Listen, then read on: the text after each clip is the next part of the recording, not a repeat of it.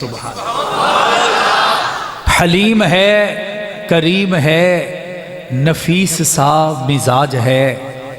حلیم ہے، کریم ہے، نفیس سا مزاج ہے، کافروں منافقوں کا معاویہ علاج ہے۔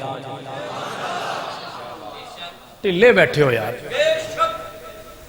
ذرا محبت سے کہیں سبحان اللہ۔ یقین مانے اس دور کے اندر حضرت امیر معاویہ کا دفاع نماز کی طرح فرض ہو چکا ہے، نماز کی طرح، اور پورے ایکٹیو ہو کے، بیدار ہو کے، بیزار ہو کر نہیں، بیدار ہو کر کرنا واجب ہو چکا ہے، فرض ہو چکا ہے۔ اس لیے میں چند محبت بھری باتیں آپ کی خدمت پہ پیش کروں گا۔ میں امید رکھتا ہوں کہ آپ پوری توجہ اور انہماک کے ساتھ میری گفتگو کو سماعت کریں گے۔ میں پھر پڑھ رہا ہوں، حلیم ہے، کریم ہے، نفیس سا مزاج ہے، کافروں منافقوں کا معاویہ علاج ہے۔ نام معاویہ جو آ گیا میری زبان پر، نام معاویہ جو آ گیا میری زبان پر، جبرائیل مسکرانے لگے آسمان پر۔ منکر کی کیا مجال، کالے کی کیا مجال، کھٹمل کی کیا مجال، رافضی کی کیا مجال، کافر کی کیا مجال، میرے گھر تک آ سکے نام معاویہ لکھوا دیا میں نے اپنے مکان پر۔ خزاں کی رت میں غلاب لہجہ بنا کے رکھنا کمال یہ ہے، ہوا کی زد میں دیا جلانا جلا کے رکھنا کمال یہ ہے۔ ذرا سی لغزش پہ توڑ دیتے ہیں سب تعلق زمانے والے، سو ایسے ویسوں سے بھی تعلق بنا کے رکھنا کمال یہ ہے۔ کسی کو دینا یہ مشورہ کہ وہ غم جدائی کا بھول جائے، پھر ایسے لمحے میں اپنے آنسو چھپا کے رکھنا کمال یہ ہے۔ کسی کی راہ سے خدا کی خاطر اٹھا کے کانٹے ہٹا کے پتھر، کسی کی راہ سے خدا کی خاطر اٹھا کے کانٹے ہٹا کے پتھر، پھر ایسے لمحے میں اپنی نظریں جھکا کے رکھنا کمال یہ ہے۔ خیال اپنا، مزاج اپنا، پسند اپنی، کمال کیا ہے۔ خیال اپنا، مزاج اپنا، پسند اپنی، کمال کیا ہے۔ جو جنگ بھی چاہے وہ حال اپنا بنا کے رکھنا کمال یہ ہے۔ انتہائی واجب الاحترام، قابل صد احترام برادران اسلام، عزیزان ملت، باپردہ سننے والی عزت دار ماؤں، بہنوں، بیٹیوں، آج دوسری مرتبہ آپ کے علاقہ سندرال میں بھائی محمد ارشد صاحب کی محبت، ملک عبدالستار صاحب کی رفاقت اور حکم کے ساتھ، بھائی سیف الرحمان اور ان جیسے تمام میرے اپنوں کی موجودگی میں چند ایک محبت بری باتیں پیش کرنے کی سعادت حاصل کر رہا ہوں۔ اللہ رب العالمین سے دعا ہے کہ اللہ رب العالمین مجھے حق اور سچ کہنے کی اور ہم سب کو اس پر عمل کر کے زندگی گزارنے کی توفیق عطا فرمائے۔ میرے بعد انشاءاللہ آپ سے مخاطب ہونے جا رہے ہیں، جس عنوان پر میں آپ سے گفتگو کرنا چاہتا ہوں، اس عنوان کے بحر بے کراں، عظیم شخصیت، عظیم خطابت کے بے تاج بادشاہ، خطیب اسلام حضرت علامہ عطا اللہ بندیالوی صاحب دامت برکاتہم العالیہ، میں چاہوں گا ان کی آمد سے پہلے چند ایک موتی علامہ ضیاء الرحمن فاروقی شہید رحمت اللہ تعالی علیہ کی صورت اور شکل میں آپ حضرات کی گوش گزار کر کے اجازت چاہوں۔ مجھے امید ہے کہ آپ کو کوئی بات سمجھ آئے گی، تو آپ کیا کہیں گے؟ سارے مل کر، یہ بارڈر پہ جو بیٹھے ہوئے ہیں یہ بھی ذرا بلند آواز سے کہہ دیں سبحان اللہ۔ درود پاک پڑھیں، بات شروع کرتے ہیں۔ اللہم صلی علی ابراہیم، اللہم بارک علی محمد وعلی آل محمد۔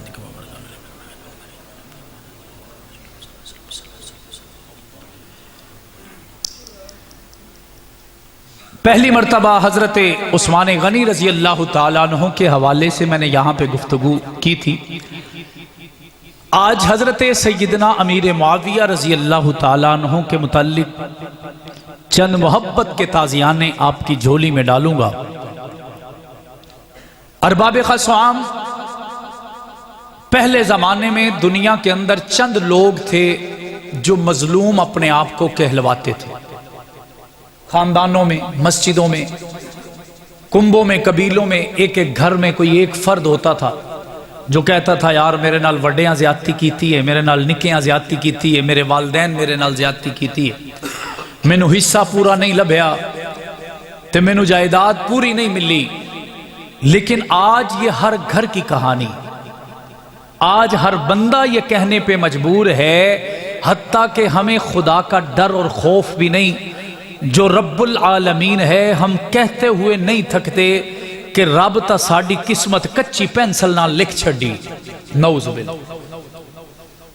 ہم یہ کہنے پہ مجبور ہیں کہ رب تا ساڑی سندا ہی نہیں، نعوذ باللہ۔ ہم بے دھڑک یہ کہتے ہیں کہ رب تو اڈا ہے ساڑا نہیں۔ اللہ کی قسم ایسا کچھ بھی نہیں، وہ ہماری شہرک سے زیادہ نزدیک ہے۔ اگر اس ایک کا پلہ ہم تھام لیں ہمیں غیروں کے در پہ جانے کی ضرورت ہی نہ پڑے۔ یہاں تک بات سمجھ آئی؟ بڑا بیٹا کہتا ہے جی میرے والدین تا دنیا تو ٹر گئے تے میرے حصے جائیداد نہ آئی، میرے حصے رشتے نبھاون آ گئے، سارے تعلق میں نبھاونے۔ چھوٹا بھرا آدھا ہے کہ جڑے میرے وڈکے آن او سارا کچھ کھا گئے، میرے حصے تا آیا ہی کچھ نہیں۔ جڑا درمیان آلہ ہے او آخدہ ہے کہ وڈا بھی لاڈ لائی تے نکا بھی لاڈ لائی، اے دو آنو لب گئے تے میرے حصے کچھ نہیں آیا۔ آج ہر بندے کی یہی کہانی، مظلوم بننا لوگ ثواب سمجھ رہے ہیں، اپنے آپ کو مظلوم کہلانا لوگوں کے لیے باعث فخر بن چکا ہے۔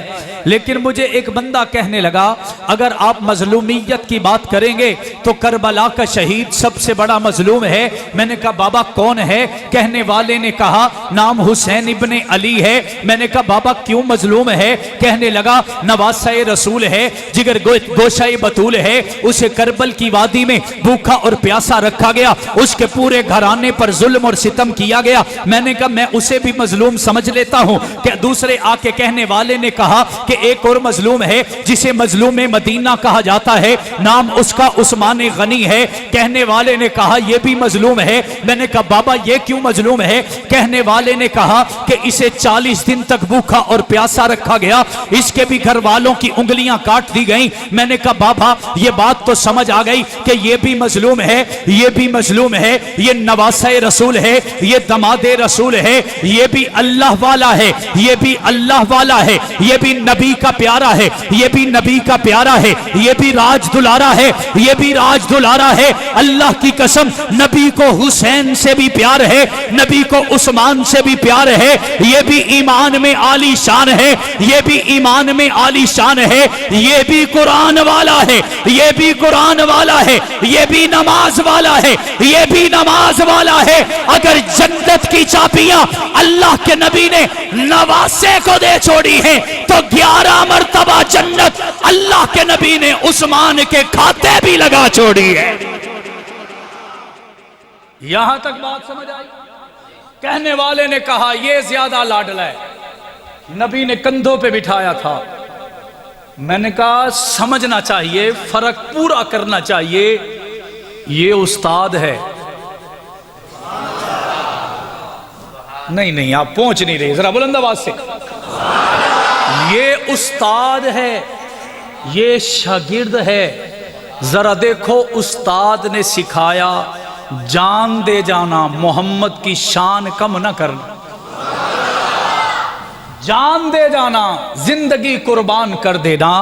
40 دن کا پیاسا یہ بھی ہے، 3 دن کا پیاسا یہ بھی ہے، 40 دن کھانا اسے بھی نہیں ملا، 3 دن کا کھانا اسے بھی نہیں ملا، گھر والے اس کے بھی ساتھ ہیں، گھر والے اس کے بھی ساتھ ہیں، یہ بھی روزے کی حالت میں ہے، یہ بھی روزے کی حالت میں ہے۔ کہنے والے نے کہا اس کی شان اس وجہ سے بلند ہے کہ محمد نے اسے کندھے پہ بٹھایا تھا۔ میں نے کہا بابا تجھے یہ کندھے پہ بیٹھا یاد ہے؟ مجھے یہ عثمان یاد ہے جس نے اونٹوں کی قربانیاں، گھوڑوں کی قربانیاں اس انداز سے دی تھی کہ محمد اس کے گھوڑوں پہ سوار جہاد کرتے نظر آئے تھے۔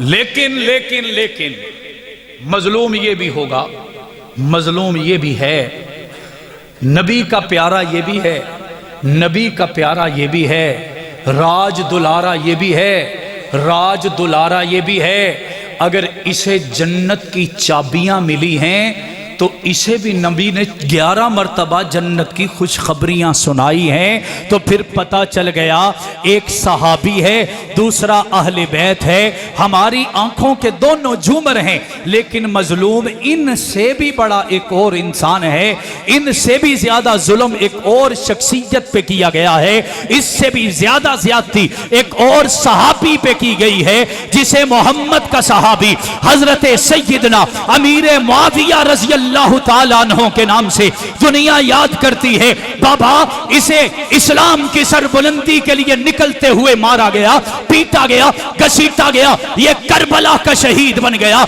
इसे इस्लाम की सरबुलंदी के लिए मदीना में कैद कर दिया गया, ये मजलूम मदीना बन गया। लेकिन अमीर मुआविया का कसूर क्या है? जिसने कलमा पहुंचाया, दीन पहुंचाया, नमाज पहुंचाई, शरीयत पहुंचाई, उसूल पहुंचाए, कानून बताए, अल्लाह की पहचान करवाई, मोहम्मद की शान बताई, जो खुशबू पहुंचाने वाला, जो शरीयत समझाने वाला, जो कुरान दे जाने वाला, जो सजदे बताने वाला, जो सजदे और रुकू पढ़ाने वाला, जो दुनिया के कोने कोने पे मोहम्मद का दीन पहुंचाने वाला, ये भी मजलूम होगा, ये भी मजलूम होगा। लेकिन इनसे बड़ा मजलूम कौन होगा? जिसने मोहम्मद की ख्वाहिश को पूरा कर दिया है। आका ने फरमाया, मेरी ख्वाहिश है कि ये दूल, ये दीन पूरी दुनिया में फैल जाए, अरब से लेकर अजम तक, अजम से लेकर जंगलात तक, वादियों तक, दुनिया के कोने कोने में फैल जाए। मैंने कहा रब्बे काबा की कसम, जो सारी कायनात का आका और मौला है, उसे मोहम्मद मुस्तफा कहते हैं, और जो मोहम्मद की ख्वाहिशें पूरा कर रहा है, उसे मुआविया बिन अबी सुफियान कहते हैं। और जुल्म क्या है? जुल्म क्या है? अज़्ज़ुल्मु ज़ुल्मातु यौमल क़ियामा, क़यामत से बड़ा जुल्म यह है जिसने कलमा पहुंचाया, जिसने नमाज पहुंचाई, जिसने हमें मुसलमान बनवाया, माथे का मेहराब उसी वजह से, चेहरे की दाढ़ी उसी वजह से, अच्छे मुसलमान उसी वजह से, मुबल्लिग़े कुरान उसी वजह से, खतीब इस्लाम उसी वजह से, अपने इलाके का चौधरी उसी वजह से, अच्छा ईमान वाला उसी वजह से, मोहम्मद का गुलाम उसी वजह से, सहाबा का नौकर उसी वजह से, अहले बैत का नौकर उसी वजह से। लेकिन जरा जुल्म तो देखिए, आज 1400 साल के बाद जिसने 64,65,000 मुरब्बा मील पर मोहम्मद के कलमे को आम कर दिया, दीन को आम कर दिया, शरीयत को आम कर दिया, आज उससे बड़ा मजलूम क्या होगा? कि आज दुनिया में जब भी अमीर मुआविया रज़ी अल्लाह ताला अन्हु का नाम आता है, काले काफर तो काले काफर हैं, हमारे अपने सुन्नियत के लिबादे में ओढ़े हुए वो बदतरीन लोग अमीर मुआविया का नाम सुनकर माथे पे सलवटे लेकर आते हैं, चेहरे पे पसीना आ जाता है। मैंने ऐसे लोगों को भी देखा जिनके हाथों से माइक सिर्फ इस जुर्म में छीन लिया गया कि उन्होंने हजरत अमीर मुआविया की मदा और तारीफ में कलाम शुरू किया था, और माइक छीन कर बड़ी जुब्बा और दस्तार पहनने वाला वो पीर, वो मौलवी, वो आज के जमाने का बदतरीन इंसान इस वजह से तड़प उठा, हमारी महफिल में मुआविया का जिक्र करने की इजाजत नहीं है। तो मैं उनसे कहना चाहता हूं, और बदबख्तों, जब तक हक नवाज जंगवी के जियाले मौजूद रहेंगे, अताउल्लाह बदियालवी के मानने वाले मौजूद रहेंगे, गुलामुल्लाह खान के चाहने वाले जिंदा रहेंगे, सैयद अताउल्लाह शाह बुखारी के गुलाम जिंदा रहेंगे, अबू सर शाह बुखारी के मानने वाले जिंदा रहेंगे। अगर कोई अमीर मुआविया का एहतराम करेगा, माथे का ताज बनाएंगे, अगर वो कोई अपने माथे पे सलवटे लाता नजर आएगा, ऐसी दस्तार पहनने वालों की दस्तारों को अपने पांव की ठोकर से उड़ाते रहेंगे, अमीर मुआविया का नगमा भी सुनाते रहेंगे, परचमे इस्लाम भी लहराते रहेंगे।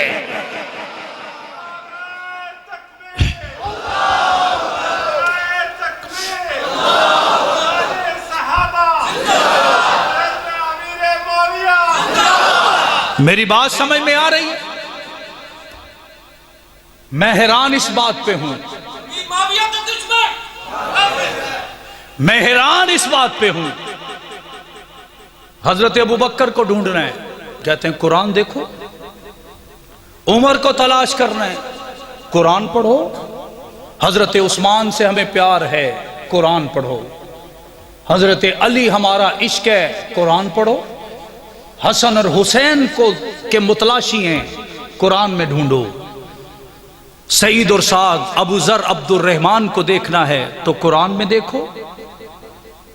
میں نے سوال کیا کہ اگر قرآن میں نہ دیکھنا ہو ابو بکر کو کہاں دیکھیں؟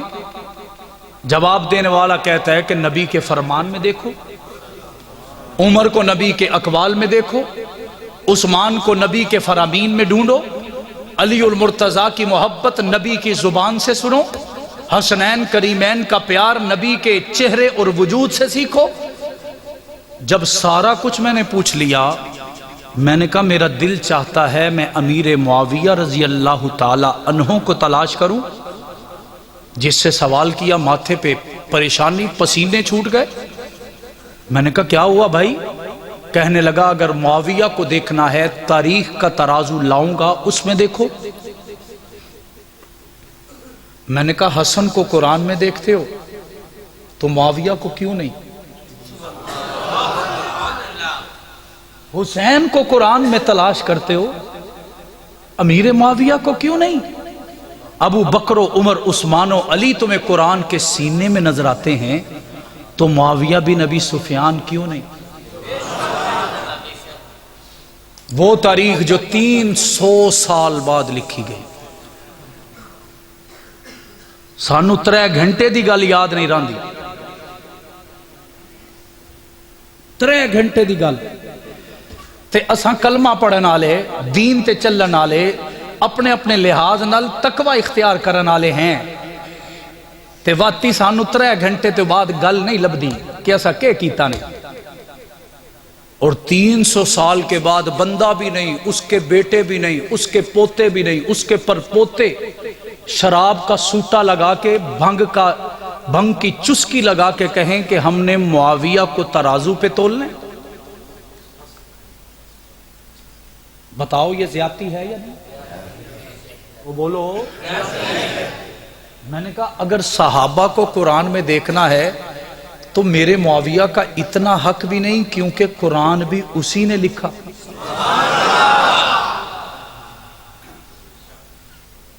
نبی کا فرمان اسی نے لکھا، نبی کے کہنے پہ خطوط اسی نے لکھے، اور اس امیر معاویہ کو تلاش کرنے کے لیے تمہیں تاریخ کی گندگی اٹھا کے لانا پڑتی ہے۔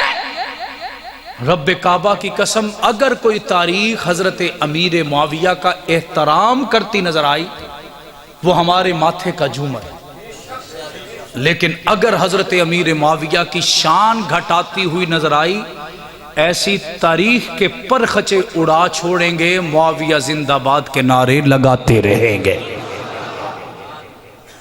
اس لیے آج یہ فیصلہ کرنا ہے، اگر ابو بکر قرآن میں ہے تو اللہ کی قسم امیر معاویہ بھی قرآن میں ہے،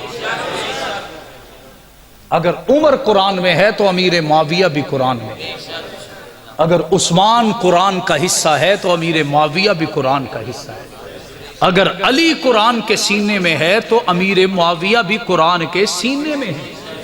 اور میرے والد مورخ اسلام علامہ ضیاء الرحمن فاروقی شہید فرمایا کرتے تھے، فرماتے تھے مسلمانوں سنیوں سنبھل جاؤ، بیدار رہو، جاگتے رہو، سوچتے رہو، میرے نبی کے گلشن کا ہر پھول نرالا ہے۔ سارے مل کر نرالا ہے یا نہیں ہے یا نہیں ہے؟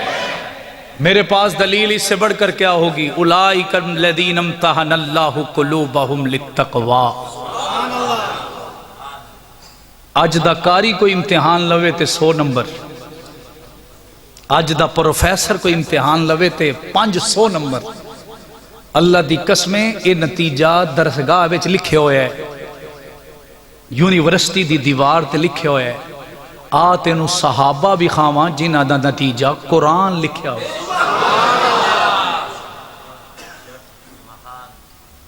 ہمارے پاس زیادہ ٹائم بھی نہیں ہے تمہیں دلیلیں دینے کے لیے. والذین معہ اشداء علی الکفار، یہ ہماری ڈیڈ لائن ہے. رحماء بینہم، یہ ہماری ڈیڈ لائن ہے.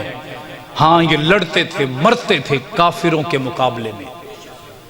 جب آپس میں ہوتے تھے رحماء بینہم، آپس میں بھائی بھائی تھے، آپس میں اکٹھے تھے، آپس میں ایک تھے، آپس میں جڑے ہوئے تھے. یا تو تم قرآن کا انکار کر دو، میں تم سے کہہ رہا ہوں، یا پھر اس قرآن کو سینے سے لگا کے کہو کہ اشداء علی الکفار والا علی بھی ہمیں پیارا ہے، رحماء بینہم والا ابو بکر صدیق بھی ہمیں پیارا ہے. میرے والد فرماتے تھے کہ صحابہ سارے خوشبودار ہیں، میرے نبی کے گلشن کا ایک ایک پھول نرالا ہے. لیکن اگلی بات سب سے اہم، وہ فرماتے تھے کہ نبی کے گلستان کا جو گیٹ ہے اس کا نام معاویہ بن ابی سفیان. میرے نبی کے گلشن کا گیٹ حضرت امیر معاویہ، اور وہ فرماتے تھے کہ اگر ہم نے گیٹ کا پہرا ٹھیک سے دے دیا، علی کی خوشبو بھی محفوظ. اگر پہرا گیٹ پہ صحیح دے دیا، ہم مسجد میں بیٹھے ہیں، ہمیں دشمن سے خطرہ ہو، سب سے پہلے پہرا ہم گیٹ پہ لگائیں گے کہ وہاں سے کوئی اندر نہ آ سکے.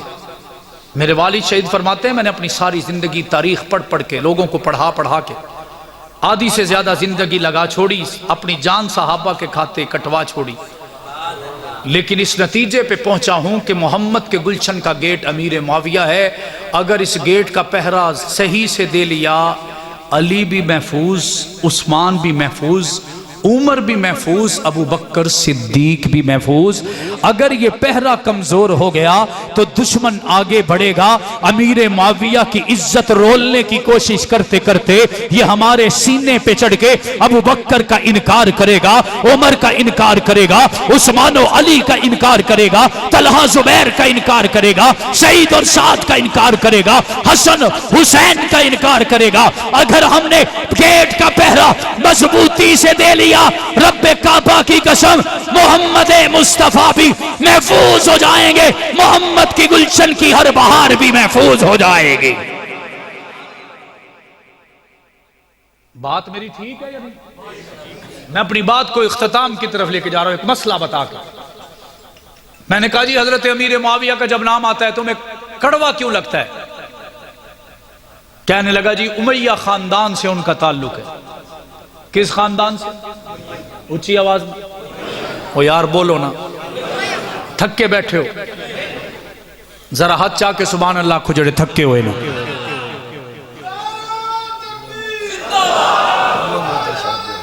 ہاں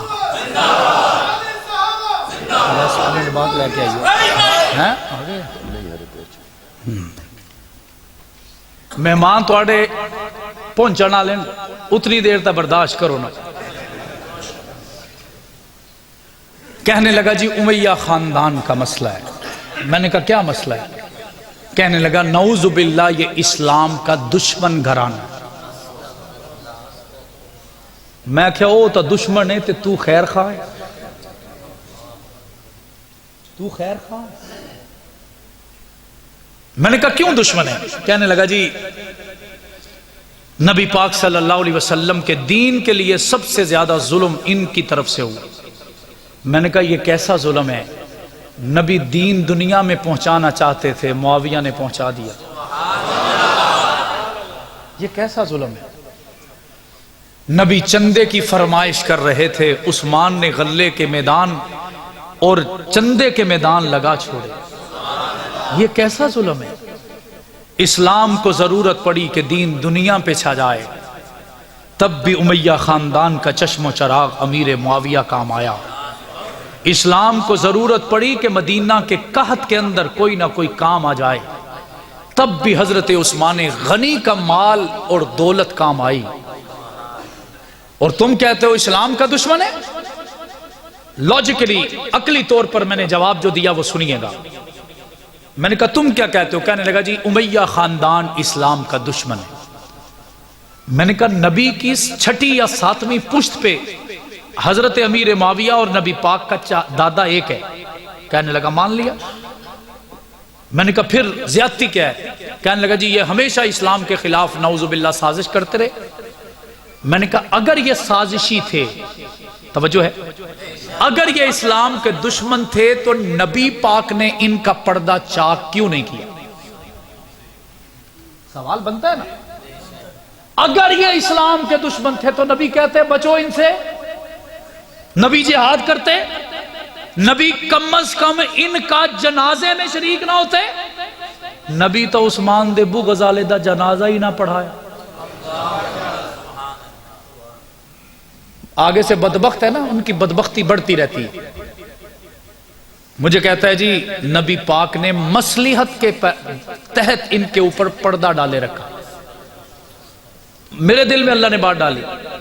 میں نے کہا کیا؟ کہنے لگا نبی نے حکمت دے تحت انہاں تے چادر پائی رکھی. میں کہا تو نبی تو بھی وڈا ہے تے تو بھی حکمت دے تحت پائی رکھ.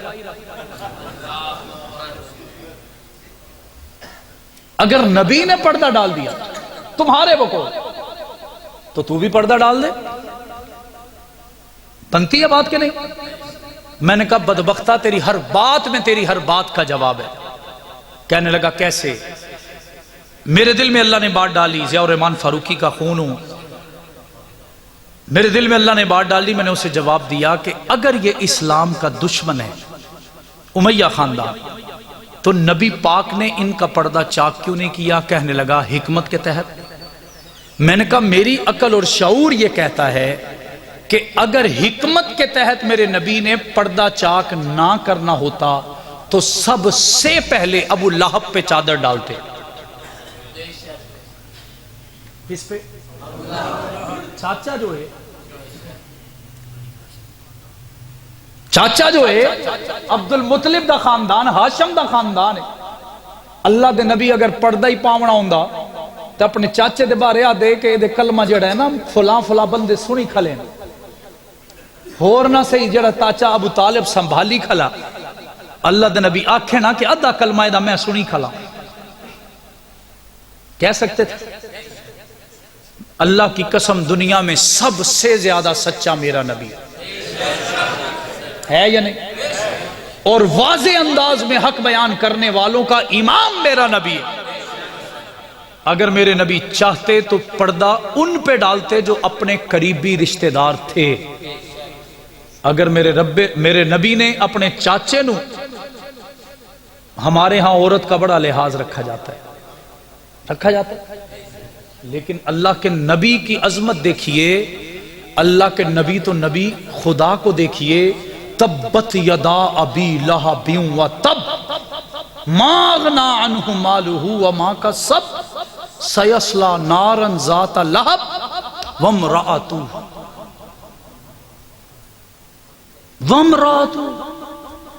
اللہ کا قرآن کہتا ہے صرف بدبخت ابو لہب نہیں، اوندی سمانی بھی ہے. حمالۃ الحطب فی جیدہا حبل من مسد. میں نے کہا جن کے کفر کو ننگا کرنا تھا میرے رب نے قرآن میں کر کے دکھایا.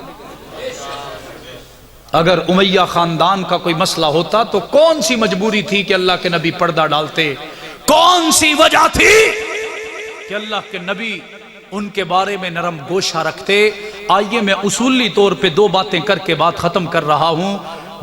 مجھے یہ بتائیے کہ کبھی کوئی دشمنی میں اپنی بیٹی کا رشتہ دشمنوں کے گھر میں دیتا ہے؟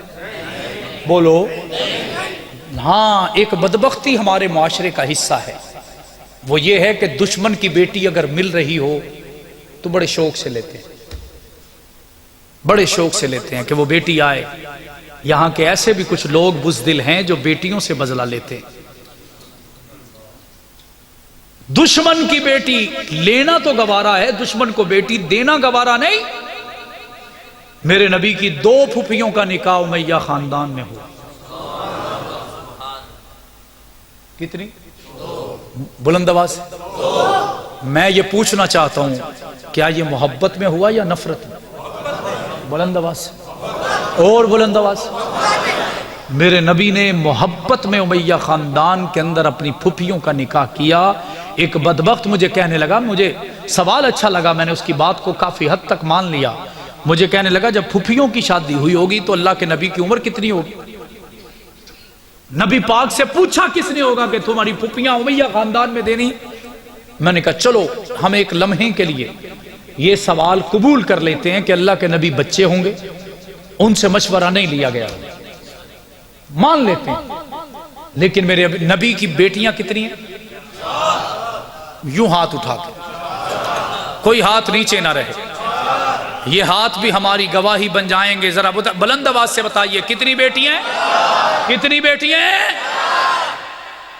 आज तो बदबख्त ये 4 बेटियां भी गुमा के रख रहा है, छुपाने की कोशिश में है।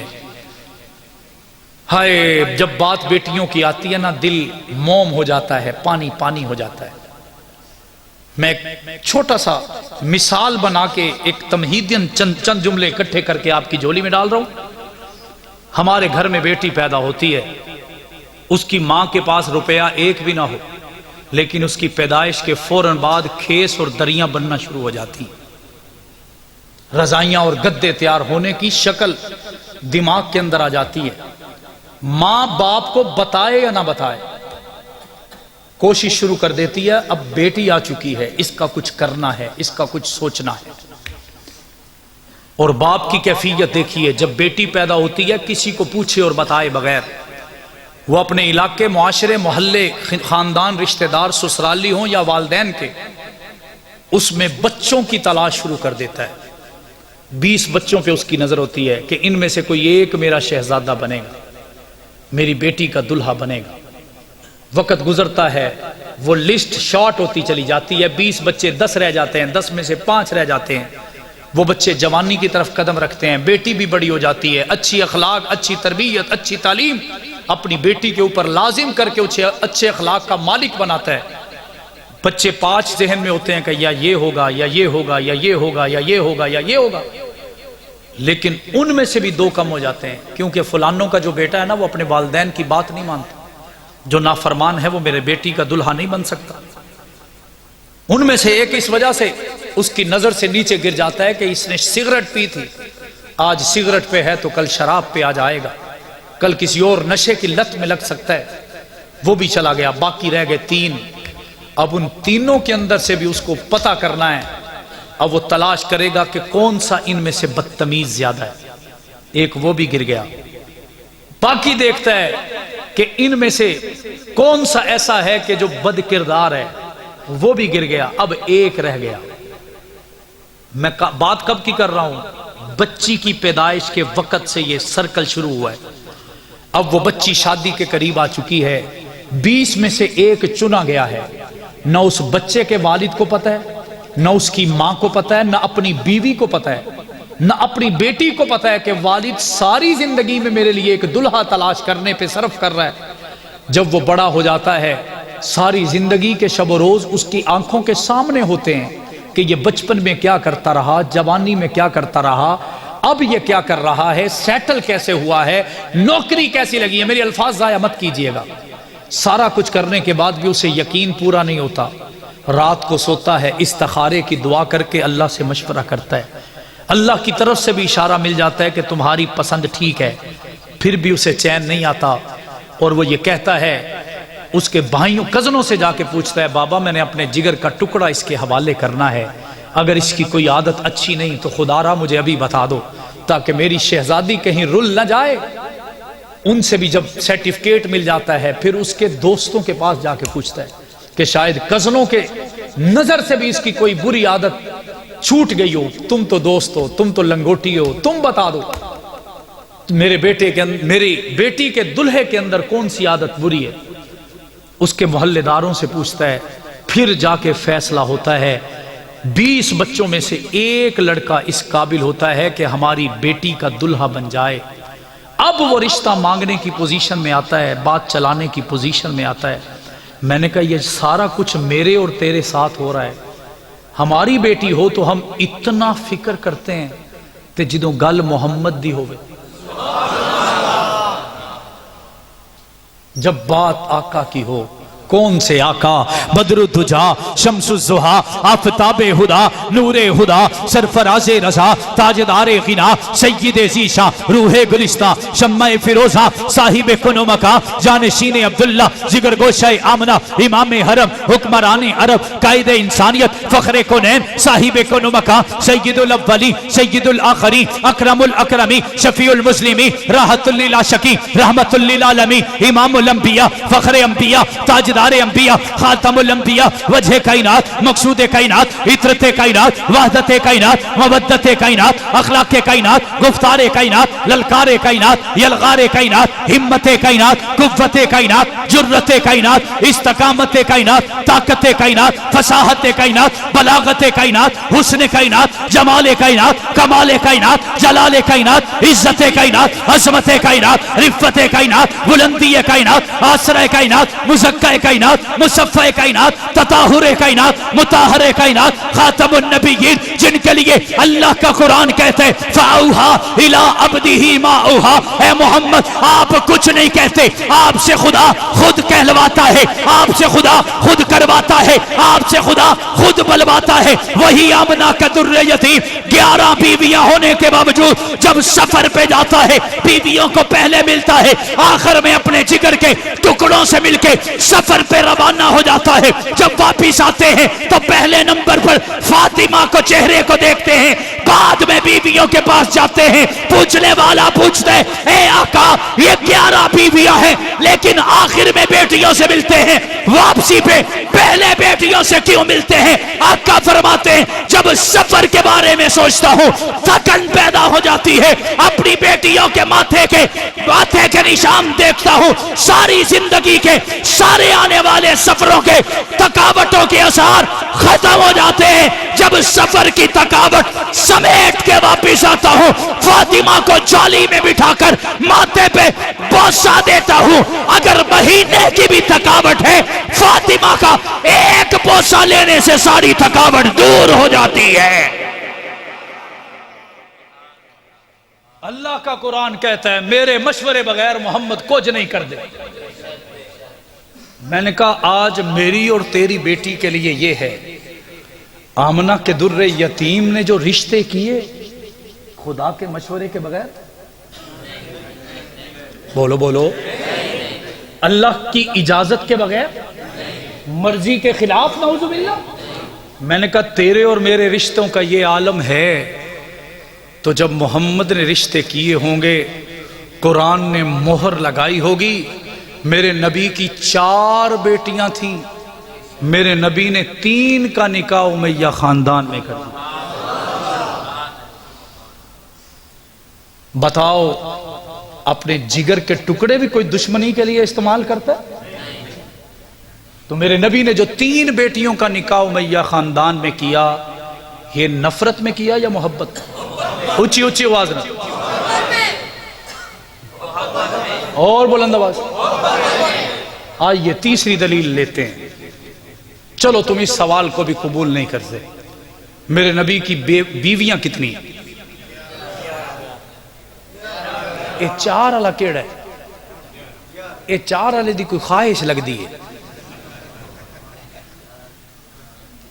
कितनी बीवियां? अल्लाह का कुरान कहता है, अन्नबिय्यु औला बिल मुमिनीन मिन अनफुसिहिम व अज़वाजुहुम उम्महातुहुम। एक जगह कहता है, हुन्ना लिबासुल लकुम व अंतुम लिबासुल लहुम। वो नबी जिसका साया मेरे रब को गवारा नहीं, वो नबी जिसके ऊपर कोई गंदी मक्खी का बैठना मेरे रब को गवारा नहीं, उस नबी के बिस्तर पे शरीयत और इस्लाम से दूर कोई औरत आ सकती? और ऊंची आवाज नाल आ सकती है? तो मेरे दोस्तों, मेरे नबी की 11 बीवियां हैं। रिवायात में आता है कि 7 का ताल्लुक उमैया खानदान से। अब मुझे बताओ, फूफियां भी 2 दे दी हूं, बेटियां भी 3 दे दी हूं, 7 बीवियां ले ली हूं, ये नफरत में या मोहब्बत में? अगर वो इस्लाम के दुश्मन थे तो मेरे नबी ने ये क्यों कहा 40 होती? میرے نبی نے یہ کیوں فرمایا کہ میری 40 بیٹیاں ہوتی، عثمان تیرا قد اس قابل ہے کہ میں ایک ایک کر کے تیرے نکاح میں دیتا چلا جاتا، وہ 40 کی 40 فوت ہوتی چلی جاتی، ساری کی ساری تیرے قدموں پہ قربان کر دیتا۔ اگر وہ دشمن تھے تو میرے نبی نے یہ کیوں کہا، یہ کیوں فرمایا کہ عثمان دنیا میں ہر بندہ گناہ کرے تو گناہ لکھا جاتا ہے، لیکن عثمان تو واحد ہے، تجھ سے گناہ بھی ہو تو ثواب لکھا ہے۔ مجھے بتاؤ امیہ خاندان اسلام کا دشمن؟ بولو اور بلند آواز سے۔ آگے بڑھتے ہیں، حضرت امیر معاویہ کی بات کرتے ہیں۔ میرے نبی نے 114 خط کافروں کے بادشاہوں کو لکھے۔ کتنے؟ 114 خط۔ رب کعبہ کی قسم میرے والد لکھتے ہیں 76 خط امیر معاویہ کے ہاتھوں سے لکھے گئے۔ 76 خط میرے آقا مدینہ سے نکلے صلی اللہ علیہ وسلم۔ مدینہ سے نکلے تو دل میں خیال آیا مجھے تو وضو بنانا تھا، بغیر وضو کیے مدینہ سے نکل آیا۔ دل میں خیال آیا چلو ابھی تو بارڈر پہ ہوں، راستے میں ہوں، ابھی شروع سفر کیا ہے، کیوں نہ مدینے واپس جاؤں اور دوبارہ وضو کر کے آؤں۔ اللہ کے نبی نے پیچھے مڑ کے دیکھا، معاویہ پیالہ لے کے کھڑا ہے۔ ایسے نہیں بلند آواز سے۔ اللہ دے نبی پوچھے آؤ معاویہ میں تو تینوں آکھیا بھی نہیں کہ میں نے پانی دی ضرورت ہے، وضو بناون دی ضرورت ہے۔ حضرت امیر معاویہ نے نظریں جھکا کے چہرہ کھلا کے مسکراتے ہوئے عرض کی یا رسول اللہ بتانے کی ضرورت ہے بھلا، 2 سال ہو گئے نوکراں، نوکری نو 2 سال ہو گئے، میں نو پتہ ہے میرے نبی نو کیڑے ٹائم تے کیڑی شے دی ضرورت ہے۔ اللہ کے نبی نے وضو فرمایا، اسی پانی کے چھینٹے حضرت امیر معاویہ کے چہرے پہ یوں مارے۔ میرا ایمان ہے، خطیب اپنے انداز میں باتیں کیا کرتا ہے، میرا ایمان ہے جتنے چھینٹے معاویہ کے چہرے پر نبی کے ہاتھوں سے پڑے، میرے معاویہ نے اتنے ملکوں میں محمد کے کلمے کو عام کر دیا۔ نبی پاک کے 13 کاتب ہیں جنہوں نے قرآن لکھا۔ کتنے؟ میں نے کہا نبی کے 13 کاتب ہیں، ان میں سے 6 نمبر حضرت امیر معاویہ کا ہے۔ ایک بندہ میرے ساتھ بیٹھا ہوا تھا، کہنے لگا جی آپ غلط بیانی کرتے ہیں۔ میں نے کہا تم بتا دو۔ کہنے لگا تم کہتے ہو وہ کاتب تھے، ہم نہیں مانتے۔ میں نے کہا تم کیا مانتے ہو؟ کہنے لگا ہم منشی مانتے۔ کیا مانتے؟ میں کہا یار میں تو کم گھٹایا ہی، میں تو کم گھٹایا ہی۔ جڑا لکھن والا بندہ ہے نا، وہ دا کم دفتر چ ہوندا ہے، سیدھے صاف کپڑے تے بس دفتر چ آیا دفتر چ گیا۔ لیکن جڑا منشی ہوندا ہے نا، اج نواز شریف دے بھی پیسے وہ دی جیب وچ نہیں ہوندے، منشی دی جیب وچ۔ میں نے کہا میں نے تو صرف کاتب بتایا، تم نے کہا منشی ہے، تو پتہ چل گیا نبی دے گھر دا حساب جے دے کول ہوے تے نبی دے باہر دا حساب جے دے کول ہوے، او دا نام معاویہ بن ابی سفیان۔ حضرت امیر معاویہ نے وضو کروایا تو میرے دل میں خیال آیا کہ ساری کائنات کا جو مزاج سمجھے اسے محمد مصطفیٰ کہتے ہیں، اور جو اسی محمد مصطفیٰ کا مزاج سمجھے، ایک کو ابو بکر اور دوسرے کو معاویہ بن ابی سفیان کہتے۔ حضرت امیر معاویہ نے میرے نبی کی خواہش کو پورا کیا۔ آقا چاہتے تھے کہ سمندروں کے اندر جنگ لڑ کے اول جیش یغزو البحر فقد اوجب الجنہ، اے صحابہ جڑا سب تو پہلے سمندرہ دی جنگ لڑے گا، میں محمد او دے اتو جنت واجب کر رہے ہیں۔ تے اللہ دی قسمیں پہلا بیڑی بیڑا بناتے کفر دے سینے تے چڑھ نالے دا نام معاویہ ہے۔ بات دور نکل رہی ہے، میں سمیٹ رہا ہوں۔ میرے نبی سفر میں جا رہے ہیں، اللہ کے نبی نے ایک مقام پہ پہنچ کے فرمایا اے معاویہ میرے بال بڑھ گئے ہیں، میرے بال بڑھ گئے۔ حضرت امیر معاویہ نے نبی پاک کے وہ بال کاٹے۔ میرا ایمان ہے ہم ہوتے تو جھاڑ کے اٹھاتے، حضرت امیر معاویہ نے بالوں کو اٹھایا اور جیب میں ڈال دیا۔ میرے نبی نے فرمایا میرے ناخن بڑھ گئے ہیں۔ مولانا مفتی فضل احمد چشتی صاحب سندر والے بریلوی مکتبہ فکر کے عالم دین ہیں، لیکن حضرت امیر معاویہ کے لیے بڑا باکمال ان کا کام ہے۔ وہ فرماتے ہیں اگر حضرت امیر معاویہ نبی کے دشمن ہوتے، اگر جب نبی نے فرمایا کہ میرے بال کاٹو، تو بال کون سا؟ ناخنوں سے کاٹنے تھے۔ بال کون سا؟ دانتوں سے کاٹنے تھے، کسی آلے سے، کسی چھری سے، کسی بلیڈ سے، کسی خنجر سے، کسی تلوار سے۔ اگر وہ دشمن تھے تو جب نبی نے فرمایا کہ میرے بال کاٹو، حضرت امیر معاویہ پکڑتے، نعوذ باللہ نعوذ باللہ نعوذ باللہ، پکڑ کر وہ تیز دھار آلہ جس سے بال کاٹنے تھے، نبی کی گردن بھی کاٹ سکتے تھے، لیکن میرے نبی کو پتا تھا کہ معاویہ میرا حبدار بھی ہے، وفادار بھی ہے، یہ جان تو دے سکتا ہے، محمد کو کبھی نقصان نہیں پہنچا سکتا۔ میں نے کہا یہ محمد مصطفیٰ کا غلام ایسا ہے، اسے محمد سے اتنی محبت ہے کہ نبی کی چارپائی۔ ایک اور مزے کی بات بتا دوں، ذرا مسکرا کے کہو سبحان اللہ۔ پاکستان کا علاقہ ہے بلوچستان میں کلات، سنیں؟ یہ آج کا نہیں ہے، ہزاروں سال پہلے کا۔ یہاں پہ ایک راجہ ہوا کرتا تھا، اسے پتا چلا کہ مدینہ کے اندر، عرب کے اندر ایک دھرتی میں ایک نبی آیا ہے جس نے اپنا نام محمد بتایا ہے اور دنیا کو دین کی، اسلام کی دعوت دے رہا ہے۔ اس کلات کے راجہ نے، ضیاء الرحمن فاروقی کی تحقیق بتا رہا ہوں، کلات کے بادشاہ نے راجہ نے کہا کہ جاؤ ذرا پتہ کر کے آؤ، دلیل پوچھ کے آؤ کہ کوئی نبی آیا ہے اور اس کے پاس دلائل کیا ہیں۔ جب وہ وزیر جانے لگا، وفد جانے لگا، تو اس نے کہا جب بھی کوئی بڑا کسی بڑے کے پاس کسی کو بھیجتا ہے تو خالی ہاتھ روانہ نہیں کرتا، ذرا رکو، میری طرف سے 2 تحفے لے جانا، اگر محمد ملیں تو میری طرف سے سلام بھی پیش کرنا، تحفے بھی پیش کرنا۔ سنیو تمہیں مبارک ہو، نبی پاک کے پاس جو تحفے پہنچے تمہارے پاکستان سے گئے ہوئے تھے۔ وہ 2 تحفے تھے، ایک لکڑی کا ٹکڑا تھا، ہم ہر کوئی اس لکڑی کے نام سے، اس کی پہچان سے واقف ہے۔ وہ لکڑی ساگوان کی لکڑی تھی۔ کون سی؟ ساگوان نام کی لکڑی تھی۔ نبی پاک صلی اللہ علیہ وسلم کو جا کے جب وہ لکڑی پیش کی گئی، ضیاء الرحمن فاروقی شہید لکھتے ہیں اللہ کے نبی نے اسے سونگا، سونگ کر فرمایا ابو ایوب انصاری سے کہو اس لکڑی سے محمد کے لیے چارپائی بنائے۔ حضرت ابو ایوب انصاری نے چارپائی بنائی، نبی جب تک دنیا میں رہے اسی پہ آرام فرما ہوتا۔ دوسرا تحفہ، ایک مٹکے کے اندر، پانی کے اندر ایک پھل رکھ کر بھیجا گیا تھا جسے زنجبیل کہتے ہیں۔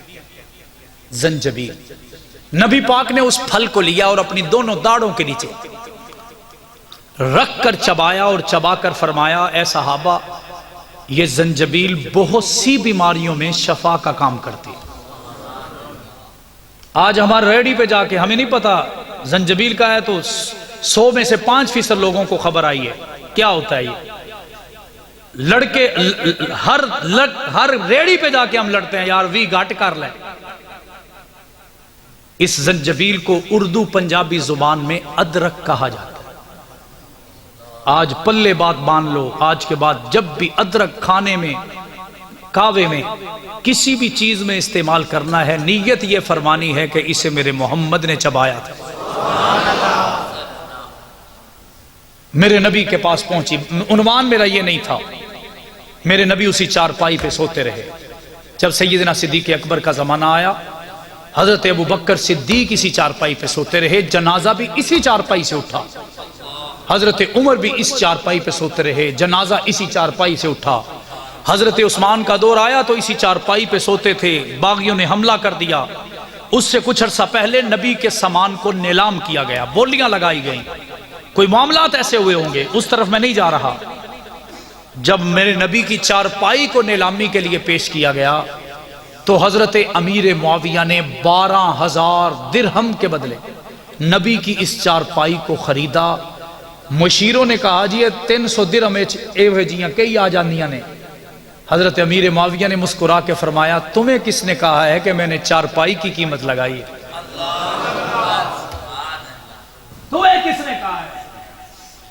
میں نے تو اس نسبت کی قیمت لگائی ہے جس نسبت سے مجھے اس چارپائی کے اندر سے محمد کی خوشبو آ رہی.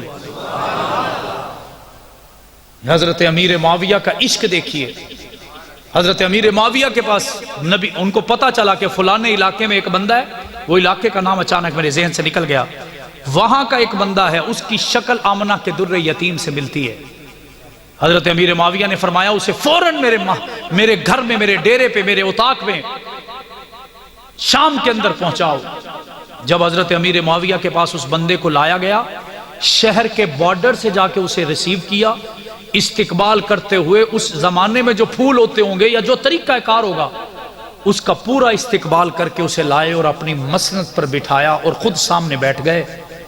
اب یہ جو صحابی جس کی شکل آقا سے ملتی ہے یہ پریشان ہو گیا.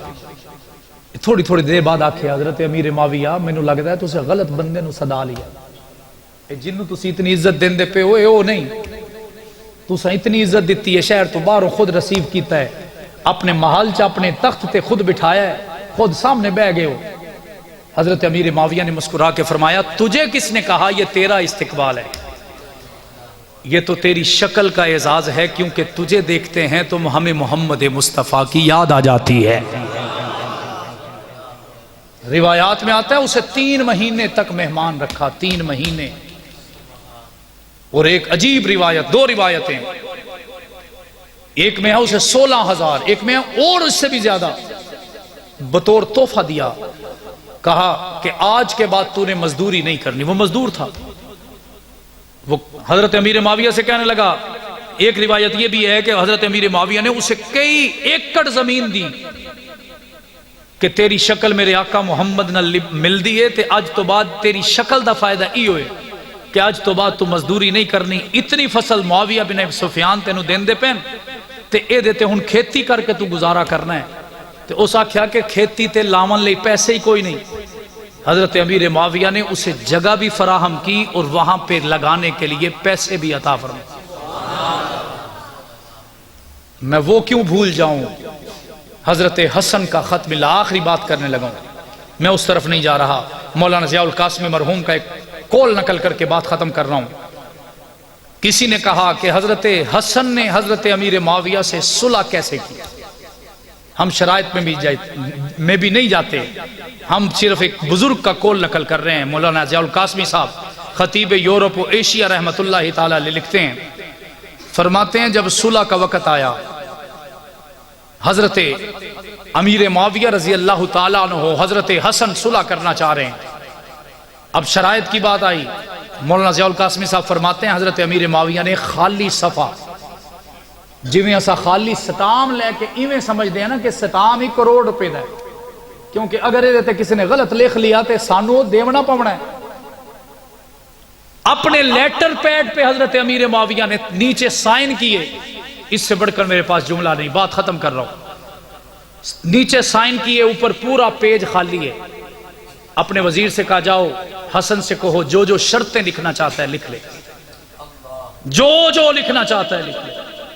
ایک مشیر نے کہا جی تو زیادہ نہیں آزادی دین دے پہ، اگر حضرت حسن نے کچھ زیادہ لکھ لیا تو تسا کیا کرنا ہے. ہائے مولانا ضیاء القاسمی صاحب کا یہ جملہ میری ساری تقریر پہ بھاری ہے. حضرت امیر معاویہ نے مسکرا کے فرمایا، اے میرے پیارے دوست، میرے بھائی، حسن دے کول پہلے ہی جنت ہے، ہور کے شاہ لکھ لے سی. جنت دا سردار تو پہلے ہی ہے، اور اس کے لکھ لے ہونے. تو روایات میں آتا ہے حضرت امیر معاویہ کے پاس حضرت حسن کا پیغام آیا کہ امیر معاویہ میرے اوپر کچھ قرض ہے. تو حضرت امیر معاویہ نے فوراً 4 لاکھ درہم اٹھا کے اس جنت کے شہزادے حضرت حسن بن علی کو عطا فرمایا. ایک دفعہ مدینہ سے چلے، شام سے چلے مدینہ آئے، پتہ کیا جب بھی مدینہ آتے لوگ لائنیں بنا لیتے، صف بندی کر لیتے، انتظار کرتے، کیونکہ جب بھی آتے خزانے کا منہ مدینے والوں کے لیے کھول دے. لوگوں نے پوچھا رہن دے تو سا شاہ میں چو تے آسانیاں مدینے والوں کر دیو. حضرت امیر معاویہ نے فرمایا کیا کروں، میرا دل چاہتا ہے، میرا دل اب بھی مدینے میں ہے، میرا دل چاہتا ہے میں یہیں رہوں، کیونکہ میرے آقا اسی مدینہ میں آرام پذیر ہیں. تو لوگوں نے کہا پھر شام سے آتے ہیں تو وہاں کے پیسے یہاں کیوں لگاتے ہیں؟ فرمانے لگے میرا دل چاہتا ہے کہ میں مدینے والوں کو راضی کروں، تاکہ جب مدینے والے راضی ہوں تو مدینے والا بھی راضی ہو۔ شام سے چلے مدینہ آئے، لوگوں نے صف بنا لی۔ اب لوگ کہتے ہیں جی ونڈو، انتظار لوگ کر رہے ہیں، تقسیم کرو۔ حضرت امیر معاویہ خاموش ہیں۔ کسی سوال کیتا جی تسا دین دے کیوں نہیں؟ حضرت امیر معاویہ نے مسکرا کے فرمایا میں ان کو کیسے دے دوں جن کے صدقے انہیں میں دیتا تھا، آج میرا حسین نظر نہیں آ رہا، میرا حسین مجھے نہیں نظر آ رہا۔ روایات میں آتا ہے مکہ سے چلے مدینہ آ گئے۔ لوگوں نے فرمایا کہ لوگ کہنے لگے کہ حضرت حسین تو عمرہ کے لیے مکہ گئے ہیں۔